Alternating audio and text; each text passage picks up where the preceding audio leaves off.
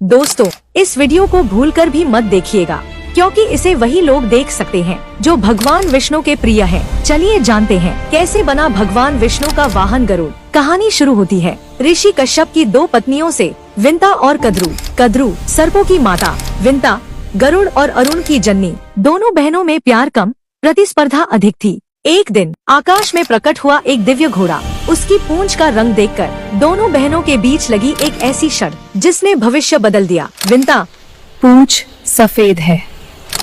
कद्रू, नहीं, काली है। और शर्त थी, जो हारेगी वो दूसरी की दासी बनेगी। लेकिन कद्रू ने धोखे का सहारा लिया। अपने नाग पुत्रों को आदेश दिया, घोड़े की पूंछ से लिपट जाओ और उसे काला दिखा दो। धोखे की जीत हुई और विंता हार गई। वो अपनी ही बहन की दासी बन गई। जब गरुड़ ने अपनी माँ को इस दास्ता में देखा तो उनका हृदय क्रोध से जल उठा। वे नागों के सामने गरजे, मेरी माँ को मुक्त करो। नाग हंसे और बोले, मुक्ति चाहिए तो स्वर्ग से अमृत का कलश लाकर दो। गरुड़ ने चुनौती स्वीकार की और अकेले ही देवताओं से युद्ध कर अमृत कलश छीन लाए। लेकिन जैसे ही वे लौट रहे थे, स्वयं भगवान विष्णु प्रकट हुए। गरुड़, क्या तुम अमृत पीकर देवताओं को चुनौती देना चाहते हो?